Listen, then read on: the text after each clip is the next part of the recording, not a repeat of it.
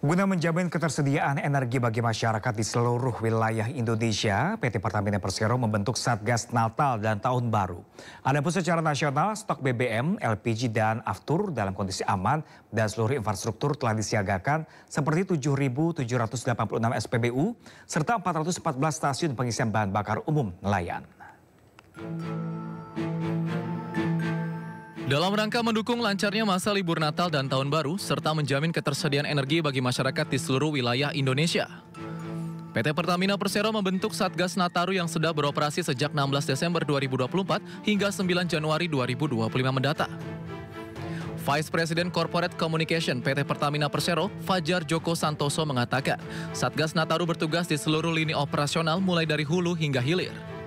Secara nasional, stok BBM, LPG, dan aftur saat ini dalam kondisi aman dan seluruh infrastruktur telah disiagakan seperti 7.786 SPBU, 6.802 Pertashop, serta 414 stasiun pengisian bahan bakar umum nelayan. Tadi sudah didengarkan bersama-sama bahwa seluruh Pertamina Group dari mulai hulu sampai hilir semua berkomitmen dan semua siaga dalam menyiapkan distribusi energi selama Natal dan Tahun Baru. Kemudian dari sektor pendukung, dari penerbangan pelita, kemudian dari Patra Jasa, dari IHC juga siap mendukung dengan layanannya masing-masing, penerbangan, akomodasi, dan juga sektor medis semuanya siaga untuk melayani masyarakat. Dan yang ketiga, untuk mungkin ini sedikit tambahan informasi bahwa kami juga bersama-sama dengan pemerintah turut berkontribusi dalam menyelenggarakan Natal dan Tahun Baru yang lebih melayani untuk masyarakat. Dari yang pertama, dari segi aftur, kita juga sudah menurunkan harga aftur untuk upaya kontribusi Pertamina dalam menurunkan harga tiket. Kita sudah berlakukan harga aftur khusus selama periode Desember ini di 19 bandara prioritas. Selain itu, Pertamina melalui subholding gas, PT Perusahaan Gas Negara Tbk juga telah mengantisipasi kebutuhan gas dengan telah menyiagakan 33.000 km jaringan pipa, 3 LNG terminal, 16 SPBG, dan Jargas beroperasi dengan aman dan optimal.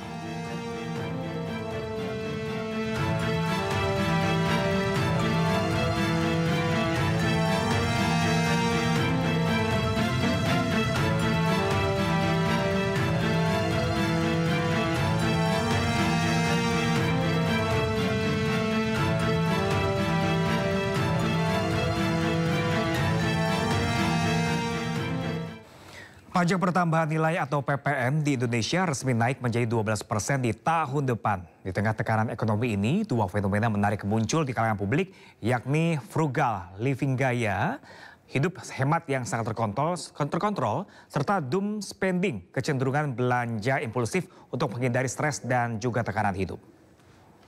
Pajak pertambahan nilai atau PPN di Indonesia resmi naik pada tahun 2025 mendatang.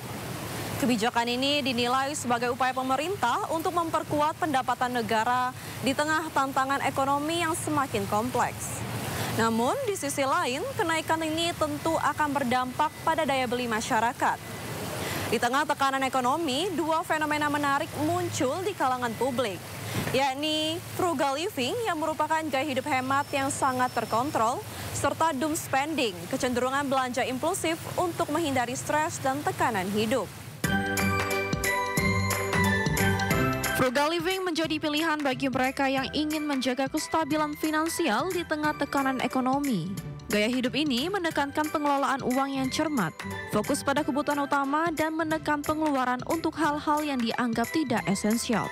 Di sisi lain, doom spending menjadi pelarian bagi sebagian masyarakat yang merasa tertekan oleh situasi ekonomi dan sosial. Belanja impulsif kerap dilakukan untuk mengurangi stres atau mendapatkan kepuasan sesaat. Namun, kebiasaan ini seringkali membawa konsekuensi pada kestabilan keuangan rumah tangga. Menurut data Badan Pusat Statistik, inflasi tahunan Indonesia mencapai 5% pada tahun 2023. Dan konsumsi rumah tangga yang menyumbang lebih dari 50% pada PDB nasional mulai menunjukkan pola yang berubah. Adapun kenaikan PPN menjadi 12% diharapkan dapat meningkatkan pendapatan negara. Namun di sisi lain dikhawatirkan akan memperlambat daya beli dan mempengaruhi aktivitas ekonomi secara langsung. Fenomena ini mencerminkan kompleksitas tantangan yang dihadapi masyarakat dalam menyeimbangkan kebutuhan finansial dan gaya hidup di tengah kebijakan ekonomi yang terus berkembang. Aku biasanya kalau stres itu belanjanya paling ke makanan atau belanja baju-baju kayak gitu sih, shopping. Aku merasa boros banget sih ya, terus abis itu aku pasti langsung kayak evaluasi pengeluaran aku di bulan itu, terus aku bakal lebih membudgeting di bulan depannya sih biasanya. Fenomena frugal living dan doom spending bukan hanya soal kebiasaan individu, tapi juga berdampak langsung pada perputaran ekonomi. Gaya hidup hemat bisa menekan konsumsi, sementara belanja impulsif bisa mendorong roda ekonomi sesaat, namun seringkali tidak berkelanjutan. Lalu, bagaimana keseimbangan ini mempengaruhi stabilitas ekonomi secara keseluruhan?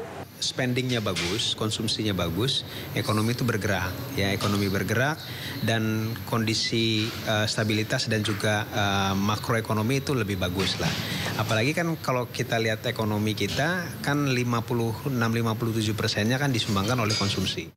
Fenomena frugal living dan doom spending memberikan dampak yang signifikan terhadap roda ekonomi. Penghematan ekstrim yang dilakukan oleh sebagian masyarakat dapat menekan daya konsumsi, yang merupakan pendorong utama pertumbuhan ekonomi nasional. Sementara itu, belanja impulsif, meskipun memberikan dorongan sesaat, seringkali tidak menciptakan pola konsumsi yang berkelanjutan. Ketidakseimbangan antara keduanya dapat menciptakan tantangan baru bagi sektor ekonomi, terutama usaha kecil dan menengah yang sangat bergantung pada konsumsi masyarakat. Selain itu, tekanan rumah tangga yang tidak terkelola dengan baik beresiko memperburuk kesejahteraan rumah tangga, menciptakan siklus yang sulit diputus. Keseimbangan antara pengelolaan keuangan yang bijak dan pola konsumsi yang sehat menjadi kunci untuk menghadapi tekanan ekonomi ini. Edukasi literasi keuangan yang lebih kuat diperlukan agar masyarakat dapat mengambil keputusan finansial yang tepat tanpa harus mengorbankan kebutuhan esensial maupun kestabilan ekonomi secara keseluruhan. Dalam situasi ekonomi yang penuh tekanan, pilihan ada di tangan kita. Apakah kita bijak memilih melalui frugal living atau justru terjebak dalam siklus doom spending? Yang terpenting adalah menjaga keseimbangan keuangan dan mental kita demi masa depan yang lebih baik. Saya Vina Munawar, sampai jumpa.